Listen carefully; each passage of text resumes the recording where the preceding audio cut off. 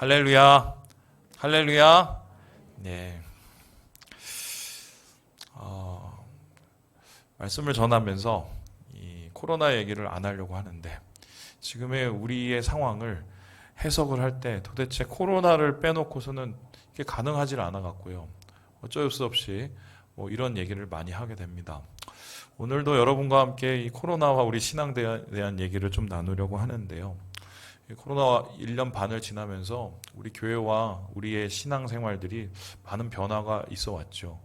우리가 예상되기는 좀 어려워졌겠다, 힘들어졌겠다, 이렇게 생각을 할 수 있지만, 이 실제적인 지표를 살펴보면 우리의 생각보다 훨씬 조금 심각합니다. 이 다음 그림을 보시면요.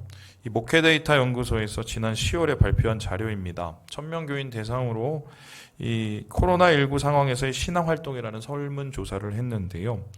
보시는 것 같이 기도하고 성경 읽고 신앙서적 읽고 공부하고 헌금하고 이러한 우리가 말하는 신앙생활이라는 그 지표들이 어떻게 변했는가 봤더니 한 1년 동안 거의 80% 이상이 답보 상태거나 쇠퇴하였다는 것을 보게 됩니다. 그러니까 우리가 이 시간을 보내면서 성장은 정말 생각지도 못하는 어려운 시기를 보내고 있다. 이렇게 보면 되겠는데요. 이런 현상은 연령층이 내려갈수록 더 심하게 나타납니다. 지난 9월에 합동총회에서 이 발표를 했는데 이 전국에 있는 중고등학생들 중1부터 고3까지 학생 1000명을 대상으로 조사를 했어요. 그 제목이 코로나19 시대 전국 중고등학생들의 종교 영향도 인식조사 이런 것이었는데요. 보시다시피 성인들은 한 70%에서 80% 정도 성장을 못하고 있다면 이 청소년들은 거의 90%가 넘는 그 수준으로 지금 쇠퇴나 이 답보 상태에 있다고 보면 되겠습니다. 심각하죠. 그러면 이 신앙생활은 무너질 때 그럼 무엇으로 채워지고 있을까? 뻔하죠. 유튜브, 틱톡, 게임, 온라인의 여러 가지 매체들로 다 채워진 건데요. 이 조사의 끝에 이렇게 물어봤어요. 만일에 코로나19 끝나면은 니네들 교회 다시 나올 거냐? 물어봤더니 3분의 1 이상이 교회를 안 나가겠다고 얘기를 합니다. 그럼 이게 어떻게 되냐면, 내년 되면은 중고등부의 30%가 줄어요. 그죠? 10년이 지나면 청년의 절반이 줄 거예요. 그리고 20년이 지나면 상당한 숫자의 이탈이 우리 장년 성도에서도 나타나게 된다. 이 말 그대로 지금 우리의 상황은 거의 총체적 위기라고 보게 되겠습니다. 이런 상황 속에서 이 김형국 목사님은 이 복음과 상황에서 다음과 같은 기고문을 썼는데요. 제가 한번 읽어볼게요. 코로나19 상황이 종식된다 해도 교인들의 신앙생활이 강화되기보다는 약화되는 쪽으로 예측할 수밖에 없다. 당연하죠. 코로나19는 여러 면에서 취약했던 한국 개신교회를 둑이 터진 정도가 아니라 이제 분수령, 곧 어느 한쪽으로든 기울어질 수밖에 없는 상황에 올려놓았다. 쉽게 설명 이런 겁니다. 옛날에는 성장이 멈췄다, 둔화됐다 이런 얘기를 하는데 지금 그럴 때가 아니라는 거예요. 이제 한국 기독교는 소멸되거나 아니면 회복하거나 둘 중에 하나의 갈림길에 서 있다는 것인데요. 지금은 말 그대로 우리가 총체적 위기 속에 있기 때문에 앞으로의 상황을 정말 도대체 예측할 수 없는 어려움을 겪고 있는 것은 사실입니다. 그래서 이 교회의 위기는 도대체 무엇으로부터 시작이 됐을까? 여러 가지의 원인이 있겠지만 1차적으로는 교인이 힘드니까 위기가 비롯이 된 거죠. 교인들의 신앙생활이 성장을 멈추고 답보하고 쇠퇴하게 됩니다. 그러니 교회도 당연히 따라가게 되고요. 교회 회복을 기대하기는 어렵게 되었습니다. 그러니까 교인이 회복되어야 교회가 회복된다는 당연한 얘기가 나오는데요. 그렇다면 이제 질문을 합니다. 어떻게 하면은 우리 교인이 회복될 수 있을까? 다시 신앙생활의 이 기쁨을 되찾을 수 있을까? 예전 같으면 분명한 답이 있었어요. 어떻게 하면 되냐? 어떻게든 닥달을 해갖고 교회에 모이게 하면은 심지어는 무안을 줘서라도 교회에 모이게 하면은 그래도 방법이 있었어요. 그런데 지금의 상황 속에서는 그럴 수도 없는 상황입니다. 매우 제한된 목회 상황이기 때문에 참 답이 없죠. 교인들의 얘기를 들어보면 더욱 안타까운데요. 다 같이 얘기하시는 게 너무 괴롭대요.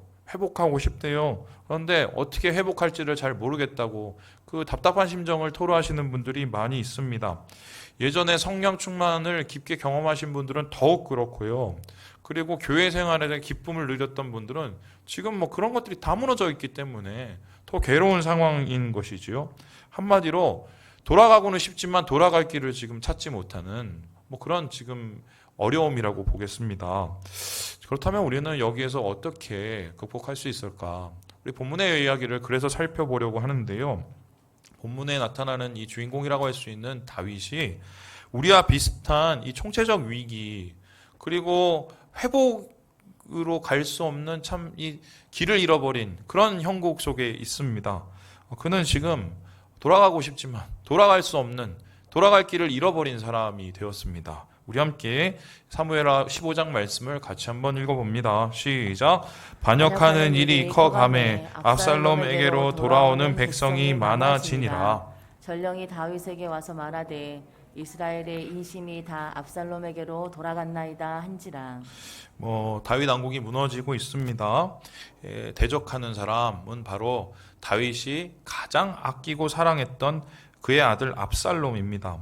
믿었던 아들이 배신의 칼을 들이대는 것도 참 힘들지만 그를 따랐던 많은 사람들이 그 민심이 이반되는 것은 더 괴로웠을 것입니다. 무너진 왕국, 압살롬은 반역하고 민심은 이반하고 그리고 사울 왕조를 또 재건하려는 또 이상한 이 움직임들이 있고요. 결국 이 대대적인 내전이 예상되는 말 그대로 위기의 상황에 있습니다. 그래서 다윗은 지금 어쨌든 도망하기로 결정을 하고요. 그 도망하는 길을 찾게 되는데요. 북이냐, 남이냐, 아니면 뭐 동이냐, 서냐 여러 길이 있는데 그가 택한 길은 다름 아니라 광야로 내려가는 길이었습니다. 우리 함께 23절의 말씀을 같이 한번 읽어봅니다. 시작. 온 땅 사람이 큰 소리로 울며 모든 백성이 앞서 건너가매 왕도 기드론 시내를 건너가니 건너간 모든 백성이 광야길로 향하니라. 기드론 시내를 통하여서 도망을 하게 됩니다. 이 기드론 시내는 다음과 같이 보시면요, 한마디로 협곡이에요. 협곡. 저기에 물이 보이세요? 제가 저기를 갔는데요. 그때는 이것보다 물이 훨씬 작았어요. 그런데 그 물 색깔이 잘 보이시나요? 좀 시커멓죠? 그래서 이 기드론이라는 말 뜻이 뭐냐면요, 흑암이라는 뜻입니다. 물이 내려가면서 막 이렇게 흙탕물이 되니까 그 흙탕물 색깔을 보면서 이제 흑암 같구나, 시커멓구나, 그래서 기드론 이렇게 되는데요.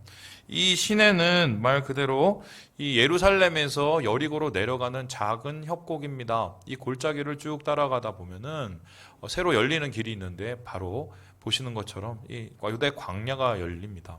한마디로 지금 가는 길도 힘든데 앞으로 길은 더 힘든 기드론, 흑암과 같은 길을 걷고 있지요.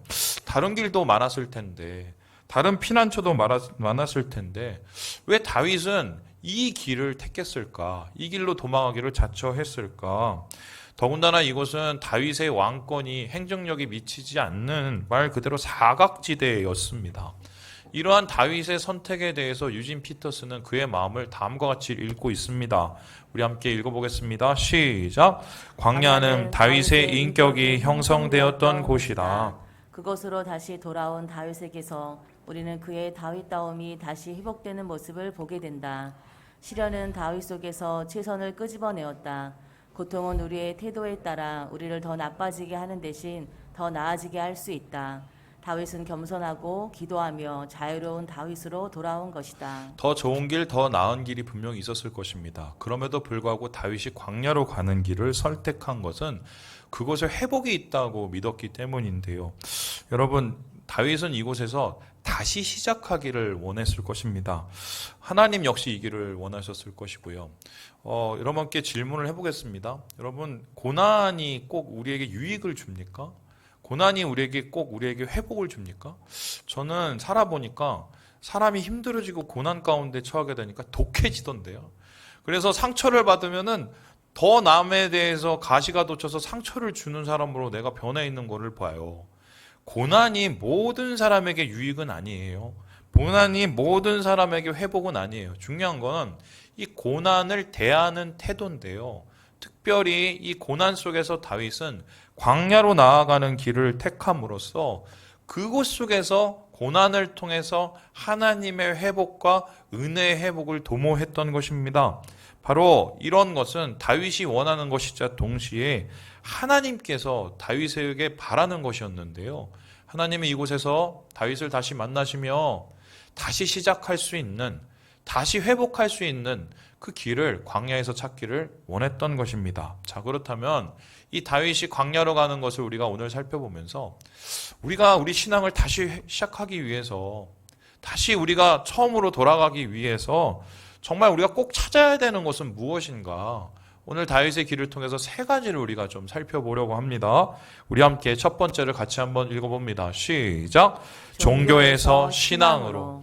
다윗이 찾고 싶었던 것은 그곳 속에서 종교가 아닌 신앙을 되찾기 원했던 것 같아요. 그래서 그는 이 길을 내려감을 통해서 결론적으로 마음속에서 하나님을 신앙하는 처음 마음을 찾게 됩니다. 우리 함께 25절의 말씀을 같이 한번 읽어봅니다. 시작. 왕이 사독에게 이르되 보라, 하나님의 궤를 성읍으로 도로 메어가라. 만일 내가 여호와 앞에서 은혜를 입으면 도로 나를 인도하사 내게 그 궤와 그 계신 데를 보이시리라. 도망가는데 갑자기 사독이 찾아왔어요. 사독이라는 사람은 제사장입니다. 그런데 그냥 제사장이 찾아오지 않고 하나님의 궤, 우리 지난번에 얘기했던 그 법궤를 메고 오게 됩니다. 이 법궤는 여러분께서 아시듯이 이스라엘에서 가장 오래된 정통성이자 적법성이지요. 그리고 이 법궤는 사회적인 힘의 원천이고 하나님의 축복의 통로라고 볼 수 있겠습니다. 그래서 이 사독이 이것을 가지고 왔으니 다윗이 얼마나 기뻤겠어요. 아, 법궤와 함께 가면은 좀 수월할 수 있겠구나, 이렇게 생각할 수 있었습니다. 그런데 갑자기 다윗은 사독에게 얘기합니다. 도로 메어 가라. 그냥 원래 자리로 돌려놓으라고, 그 예루살렘 자리로 돌려놓으라고 얘기합니다. 이것은요, 두 가지를 포기하는 건데요. 왕으로서의 정통성과 하나님의 신적 보호한, 이 보호하심을 그냥 송두리째 내버린 것과 마찬가지입니다. 왜 그가 이렇게 계산이 안 되는 손해보는 짓을 했을까? 그는 이러한 법궤를 보냄을 통해서 하나님의 진짜 중요한 것을 깨닫기 원했던 건데요. 그다 깨닫게 된 것이 하나가 있었어요. 중요한 것은 언약궤와의 거리, 법궤와의 거리가 아니라 나와 하나님과의 직접적인 거리가 더 중요하다는 것을 깨닫게 된 것입니다. 언약궤가 다윗과 함께 있다고 다윗이 보호를 받는 것도 아니고, 언약궤가 저기 멀리 있다고 다윗이 보호를 받지 않는 것도 아니라는 거죠. 그래서 다윗이 깨달은 것은 뭐냐? 중요한 것은 종교, 그 껍질이 아니라 신앙, 그 중심이라는 것을 깨달았기 때문에 이 광야길에서 법궤를 놔두고 떠나게 되는 것입니다. 이에 대해서 송병열 교수는 다음과 같이 이야기를 합니다. 우리 같이 한번 읽어보죠. 시작. 그동안 다윗은 법궤를 이용해 자신의 정권의 종교적 정당성을 추구했다. 그러나 고난 이후 그의 신앙은 많이 성숙해졌다. 하나님의 법궤가 결코 재앙을 면하거나 불확실한 미래를 확실하게 하는데 사용하는 수단이 아님을 깨달은 것이다. 이는 밧세바 사건이 이후로 쇠퇴하던 그의 신앙이 다시 회복되고 있음을 암시한다. 여러분 생각을 해보세요. 우리 신앙을 규정할 때 뭐가 있습니까? 우리 신앙의 활동들이 있어요. 교회 생활에서 예배도 드리고, 우리 모임도 하고, 교제도 하고, 봉사도 하고, 그런 활동들이 있습니다. 근데 이런 신앙의 활동이 가능한 이유는 뭐예요? 우리의 중심에 하나님을 향한 신뢰와 사랑이 있기 때문입니다. 그것이 있으니까 이런 교회 생활과 신앙 활동을 합니다. 그렇다면은 이러한 모든 것이 가능한 것은 어떻게 보면 우리의 중심이 있기 때문이죠. 그런데 시간이 지나면 어떻게 되나요? 중심은 점점 희미해지는데 껍질은 점점 강해져요. 말 그대로 종교는 남고 신앙은 점점 희미해지는 건데요. 결국 신앙이라는 것은 무엇입니까? 1대1의 관계죠. 나와 하나님, 우리와 하나님, 이 1대1의 관계인데, 이 1대1의 관계는 사실 액면이 필요하거든요. 까봐야 알는단 말입니다. 그런데 사람들은 착각을 하기를 이 종교 생활에 자기의 신앙을 기대려는 그런 생각이 있어요. 그래서 이런 겁니다. 너는 하나님 어떻게 믿냐? 너는 하나님을 어떻게 신앙하니? 이렇게 질문하면, 내가 옛날에 뭐 했어? 내가 지금 뭐 해? 그리고 뭐를 이루어? 내가 직분이 뭐야? 그리고 내가 어디를 이렇게 다녔고, 이런 종교 활동에 대한 얘기를 쫙 늘어놔요. 그런데 그것이 신앙이라고 하느냐? 그거는 좀 아닐 수 있다는 거예요. 종교에 가린 신앙일 수 있고, 이 종교에 가린 신앙은 위선적으로 발전되면 결론적으로 영혼이 죽습니다. 어떻게 보면 이 다윗은요, 그러한 예루살렘 생활 속에서 종교 행위에 갇혀서 중독이 돼서 진짜 신앙, 하나님과의 1대1의 그 관계를 잃어버리게 된 거죠. 그래서 이 고난 속에 처해고, 그리고 어쩔 수 없이 광야로 내몰림을 당하면서 다윗은 그곳에서 이제 종교가 아니라 신앙을 되찾기 원했던 것이에요. 그래서 하나님의 관계를 되찾아서 그의 중심이 다시 뜨거워지기를 원했던 것입니다. 시편 3편은 지금 이 사건을 배경으로 쓴 시라고 알려져 있는데요. 이 시편 3편에서 다윗의 가장 중심적인 고백이 있어요. 우리 함께 4절의 말씀을 같이 한번 읽어보겠습니다. 시작. 내가 나의 목소리로 여호와께 부르짖으니 그의 성산에서 응답하시는도다. 중요한 건 내가 성산에 있냐 아니냐가 중요한 게 아니에요. 내가 언약궤를 붙잡고 있느냐 아니냐가 중요한 게 아니에요. 내가 하나님을 부르짖느냐가 중요한 거예요. 하나님을 찾으면 그게 땅끝이라도 하나님은 그를 부르시죠. 심지어는 바벨론의 그 시퍼런 칼날에서도 이 다니엘을 부르시고 보호하시지 않으셨습니까? 여러분 마찬가지죠. 중요한 것은 하나님과의 거리예요. 종교 생활에 우리의 신앙을 팔아먹으면 안 돼요. 내가 지금 하나님과 어떤 관계를 하고 있는지, 어떤 신앙의 모습인지를 그거를 우리가 깨달아야 하나님 안에서 회복할 수 있습니다. 그래서요, 우리는 신앙의 모습을 중심을 되찾는 것으로부터 우리의 회복이 시작돼야 된다. 오늘 이 광야로 가는 이 다윗의 모습을 통해서 그 대답을 찾게 되는 것입니다. 두 번째로 오늘 다윗이 광야로 가면서 다시 시작하기 원했던 것은 무엇일까요? 우리 같이 한번 읽어봅니다. 시작. 기반에서 기도로. 종교를 떨치고 중심을 찾았어요. 그리고 나서 뭘 했느냐? 그의 기반이 아니라 기도하는데 그의 전력을 쏟게 됩니다. 우리 함께 31절의 말씀을 읽어봅니다. 시작. 어떤 사람이 다윗에게 알리되 압살롬과 함께 모반한 자들 가운데 아히도벨이 있나이다 하니 다윗이 이르되 여호와여 원하옵건대 아히도벨의 묘락을 어리석게 하옵소서 하니라. 도망가고 있는데 이 감람산에 탁 올라갔어요. 그런데 한 사람이 막 뛰어왔어요. 그러더니 급하게 전합니다. 왕이시여 왜? 그랬더니 저기 압살롬과 함께 아히도벨도 온답니다. 이 아히도벨이 누구냐면요, 다윗이 가장 아끼고 다윗이 가장 믿었던 신하였습니다. 그러니까 압살롬의 반역만큼 힘들었던 것이 바로 아히도벨의 반역이었는데요. 아히도벨은 가장 최측근이면서 다윗이 통치 기반을 세우는데 가장 크게 이바지한 사람이었습니다. 그런데 그가 배신의 칼날을 같이 들었다. 이것은 그의 기반이 송두리째 다 무너지는 것과 마찬가지였죠. 그래서 그 충격이 어느 정도였냐면요, 시편 55편에 이러한 이야기가 나오는데요. 우리 같이 한번 읽어봅니다. 시작. 나를 책망하는 자는 원수가 아니라 원수일진데 내가 참았으리라. 그는 곧 너로다. 나의 동료, 나의 친구요, 나의 가까운 친으로다. 이 말을 그냥 풀어드리면 거예요. 아니, 나한테 손가락질하고 나를 죽이려고 하는 사람이 차라리 원수면 낫겠다. 그런데 하필이면 왜 너냐? 너는 내가 제일 믿었던 동료요, 친구요, 친우요, 최측근인데 어떻게 나한테 이럴 수 있냐? 엄청난 충격을 받은 거죠. 그래서요, 기반이 다 무너진 거예요. 그를 이때까지 지탱하고 있었던 그 모든 안정된 기반이 무너진 거예요. 그런데 흔들릴 줄 알았거든요. 끝날 줄 알았거든요. 그 기반이 무너졌을 때, 그런데 이상하게 새롭게 생겨난 한 가지가 있었어요. 기도였어요. 여러분, 기도는 언제 생겨납니까? 오히려 불안할 때 더 뜨거워집니다. 기반이 튼튼하면 사람들은 기도를 잘 안 해요. 왜냐하면은 믿을 구석이 있기 때문입니다. 그래서 이후에 이 다윗은요, 감람산을 넘어서 이제 그 계곡을 따라 내려가면서 뭘 했느냐? 기반을 잃어버린 다윗이 다음과 같이 고백을 합니다. 우리 함께 17절을 읽어보죠. 시작. 저녁과 아침과 정오에 내가 근심하여 탄식하리니 여호와께서 내 소리를 들으시리로다. 답답해서 힘들어 죽겠으니까 걸으면서 기도를 해요. 하나님, 나 좀 보세요. 나 큰일 났어요.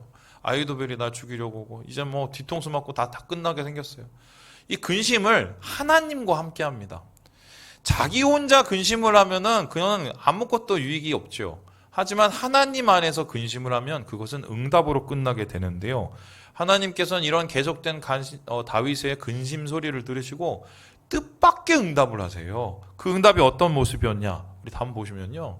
먼저요, 이때와 가드 군인 600명이 다윗을 찾아옵니다. 이게 어떤 거냐면요. 이때는요, 이 유대 사람이 아니에요. 블레셋 사람이에요. 그러니까 용병이란 말이에요. 용병은 뭡니까? 돈 줘야 오는 애들이에요. 근데 돈 줘야 오는 이 사람들이 600명이나 데리고 다윗을 보호하겠다고 와요. 다윗에게 돈이 있어서 왔을까요? 아니죠. 전혀 예상치 않은 충성심을 보여요. 그리고 끝까지 다윗을 그 광야에서 지켜줍니다. 뿐만 아니라 두 번째로 아렉 사람 후세가 오는데요. 이 사람도 역시 아이도벨과 함께 기지를 나타냈던 사람인데 이 고령이에요. 설마 이 고령인 사람이 자기를 찾아오려고는 예상도 못했어요. 그런데 찾아왔어요. 그리고 같이 가겠다고 하니까 다윗이 그러지 말고 돌아가서 나를 그 속에서 돌봐줄 방법을 찾아달라 이렇게 얘기를 합니다. 그리고 나서 어떤 일이 일어납니까? 아히도벨의 책략을 후세가 막아버려요. 그리고 이 후세가 막아버린 이 지략을 통해서 다윗이 다시 돌아올 수 있는 길이 열리게 됩니다. 전혀 예상치 못했던 사람이 이제 이 길을 열어주는 거예요. 그리고 마지막으로 보니까요, 소비, 마길, 바르실레라는 이 세 사람이 갑자기 다윗에게 와서 다윗에게 선뜻 호의를 베푸는데요. 이 사람들이 누구냐면요, 다 암몬 족속이고요. 그 다음에요, 뭐 길르앗 사람이고요. 말 그대로 다윗하고는 별로 관계없는 이방 사람에 가까운 사람들이었어요. 근데 이 사람들이 뭘 가지고 왔냐? 음식과 모든 음료를 막 잔뜩 들고 왔는데 결론적으로 이 사람이 가지고 온 이 음식 때문에 군대들이 먹고 군량미가 생기고 그걸 통해서 재정비해서 다시 싸울 수 있는 기회가 열리게 된 거예요. 여러분 보세요. 기반이 무너졌어요. 아, 끝났다. 기도를 되찾았어요. 그랬더니 어떻게 해요? 뜻밖의 방법으로 하나님께서 채워주시는 하나님의 응답이 나타나게 되죠. 그래서요, 하나님께서는요, 이 전혀 예상치 못한 기도의 응답을 통해서 다윗에게 이렇게 질문을 하시는 겁니다. 누가 너를 지키니? 누가 너를 보호하니? 그래서 너는 누구를 의지해야 되니? 그에게 기도가 왜 중요한지를, 기반에 우리의 마음을 뺏기는 게 아니라 기도에 우리의 전력을 쏟아야 되는 것을 다윗에게 이야기를 하고 있는 것입니다. 그래서요, 우리가 되찾아야 될 기도, 이게 얼마나 중요하냐면요, 여러분 이거는 무조건 되찾아야 돼요. 이런 겁니다. 목사님, 내가 기도를 열심히 하려고 하는데 안 돼요. 당연히 안 되죠. 기도도 안 하다 하려면 훨씬 힘들어요. 그리고요, 여러분, 과거에 기도를 열심히 했던 분들이 기도줄을 놓쳐버리죠. 그 기도 되찾는 게 거의 2배는 힘들어요. 그러면 무엇부터 해야겠어요? 내가 기도를 못한다는 것부터 인정하고 가야 돼요. 하나님 앞에 답답한 심정부터 인정하고 가야 돼요. 그리고 나에게 주어진 이 고난을 하나님 앞에 있는 모습 그대로 올려드리는 것부터 시작해야 돼요. 그게 무식하게 보일 수 있지만 그런 하나님 앞에 엎드림이 있어야 그 문이 하나씩 하나씩 열리고 다시 기도가 회복되는 거거든요. 그러한 기도를 통해서 하나님이 일하신다. 오늘 이 광야로 간 다윗은 바로 그것 속에서 하나님의 인도하심을 경험한 것입니다. 마지막으로 오늘 광야로 간 다윗이 다시 시작하고 다시 발견하게 된 것은 무엇입니까? 우리 같이 한번 읽어봅니다. 시작! 자만해서 겸손으로. 그런 껍질을 버리고 신앙을 찾았어요. 기반을 버리고 기도를 찾았어요. 그리고 뭐예요? 자만을 버리고 하나님 앞에 겸손한 마음을 찾게 됩니다. 우리 함께 16장 10절 말씀을 읽어봅니다. 시작! 왕이 이르되 스루야의 아들들아, 내가 너희와 무슨 상관이 있느냐? 그가 저주하는 것은 여호와께서 그에게 다윗을 저주하라 하심이니 내가 어찌 그리하였느냐 할 자가 누구겠느냐 하고. 광야로 계속해서 내려가고 있는데 갑자기 뒤를 따라오면서 다윗을 괴롭히는 사람이 있었어요. 바로 시므야이라는 사람이었습니다. 이 시므이는요, 이 사울의 이 친척이에요. 그런데 안 그래도 다윗이 싫은데 안 됐으니까 얼마나 좋아요. 그래서 다윗을 따라다니면서 도시락 싸들고 욕을 막 해대는데요. 그 욕이 정말 저주에 가까운 욕이라 참을 수 없는 상황인 거죠. 여러분, 지금 쫓겨나는 왕이지만 그래도 힘은 있거든요. 그러니까 이것을 듣다 못해서 그 옆에 있는 부하가 제가 가갖고 저놈을 좀 처리해 드릴까요? 이렇게 얘기했더니 다윗이 이렇게 얘기한 겁니다. 무슨 소리냐? 내비둬라. 저거 하나님이 하시는 말이야. 저 사람이 하는 말 아니야. 한마디로 이 사람의 마음이요, 굉장히 낮아졌어요. 굉장히 낮았었어요. 그리고 그 사람은 이 사울파들과 직접적으로 대처하지 않고 하나님의 자비에 자신을 맡기면서요, 고사하고 신뢰하는 그 진정한 믿음을 되찾게 되는데요. 이 엄청난 위험 속에서도 하나님의 은총을 이렇게 겸손을 통해서 발견하게 되는 것입니다. 제가 지금 계속 잠언을 설교를 하고 있습니다. 2달 설교하니까요 죽겠어요. 왜냐하면 계속 똑같은 게 반복이 되니까. 그래서 오죽하면 우리 전도사님들하고 뭐 얘기하면 이건 거의 쥐어짜는 수준이다 막 이런 얘기를 하고 있어요. 그런데 제가 이제 방법을 바꿨어요. 묵상으로. 설교를 하지 말고 내가 묵상하자 하다가 가끔씩 진짜 막 이 스파크처럼 이 말씀을 읽다가 머릿속에 탁 튀는 말씀이 있어요.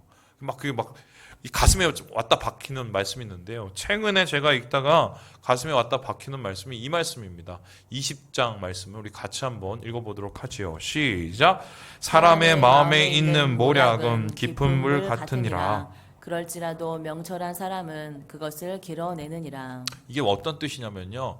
사람의 마음속에 누구나 다 지혜를 하나씩은 갖고 있어요. 그 지혜를 많이 갖고 있는 사람이 있고 심지어 실패를 한 사람도 마음속에 있는 지혜는 있단 말이에요. 실패를 통해서 경험하는. 근데 그 실패를 통해서 경험하는 지혜, 사람이 갖고 있는 지혜를 모든 사람이 다 얻을 수 있을까? 그게 아니에요. 심지어 그 지혜를 얘기해주고 옆에서 소리쳐도 못 알아들을 수 있어요. 이유가 뭐냐? 마음이 자만하고 교만하기 때문이에요. 자만과 교만의 뜻은 무엇입니까? 듣지 않는 거예요. 듣지 않는 이유는 뭡니까? 내가 더 맞다고 생각하기 때문이에요. 그런데요, 오늘 잠언 기자가 뭐라고 합니까? 그 마음에 있는 깊은 물과 같은 지혜를 길러내는 사람은 누구냐? 명철한 사람이다. 뒤이어서 이 말씀에 그 명철을 뭐라고 얘기하냐면요, 겸손이라고 얘기해요. 여러분, 그런 것 같아요. 왜 겸손이 축복일까? 귀가 열리기 때문에 그래요. 제가 우리 교회 와서 이제 6년이 넘고 7년이 됐어요. 뭐 이런저런 참 경랑의 시간이 있었고, 뭐 저보다 훨씬 어려운 이 사역을 하시는 분도 많겠지만, 전 제 나름대로 참 힘든 시간도 있었고 또 좋은 시간도 있었고. 그런데 제가 지금 시간이 이렇게 지나면서 변한 게 하나가 있어요. 변한 게. 물론 우리 교회 건물도 변하고 또 무슨 뭐 이 교회 뭐 시스템도 변하고 다 변했지만, 그거 사실 뭐 순식간에 무너질 수 있는 거 지금 코로나를 통해서 보잖아요. 근데 이 코로나가 왔는데도 변치 않는 한 가지가 제 안에 있어요. 뭔지 아세요? 제가 예전보다 많이 마음이 낮아졌어요. 제가 인격이 돼서 낮아졌을까? 아니에요. 반대예요. 이것저것 다 해봐도 안 되니까 그때부터 마음이 낮아진 거예요. 저는 이제 알게 됐죠. 목회는 능력으로 하는 게 아니다. 목회는 호기로 하는 게 아니다. 하나님께서 계속 때를 주시고 하나님께서 우리의 마음을 계속 낮추시는 이유가 뭐냐면요, 겸손이 곧 능력이기 때문에 그래요. 안 들리던 소리가 들린다고요. 분명히 하나님께서 말씀하시는 그 음성이 겸손해지면 들려요. 근데 아무리 하나님께서 얘기를 하셔도 마음에 자만이 가득 차 있으면 안 들려요. 심지어 오늘 이 다윗은 보세요. 심의의 저주에서도 하나님의 목소리를 발견하거든요. 결국 이 목소리가 다윗에게는 축복의 통로가 되는데요. 이러한 다윗의 겸손을 통해서 우리가 배우는 것은 무엇입니까? 어떻게 누가 말했느냐가 중요한 게 아니라 어떻게 듣느냐가 훨씬 더 중요한 거예요. 그래서 이러한 이 실제로 이 겸손하다는 말은요, 히브리어로 아나우라는 형용사인데요. 이 말이 되게 재밌는 게 고통받다, 온유하다, 겸손하다 다 동의어예요. 그럼 이거를 세 가지를 합치면 뭐예요?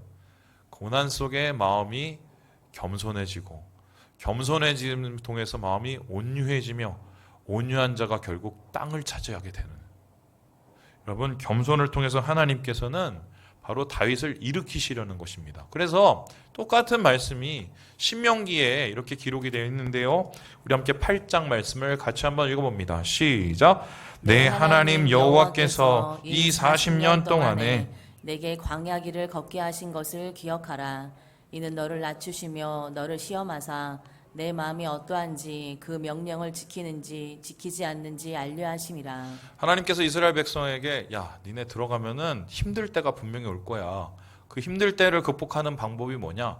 광야길을 기억하라고 얘기해요. 그 광야길을 기억하라고 하는 이유가 뭐냐? 겸손을 배우라는 거예요. 너 그때 겸손했잖아. 아무것도 없었는데 나만 의지하고 살았잖니. 그거 다시 회복하라는 거거든요.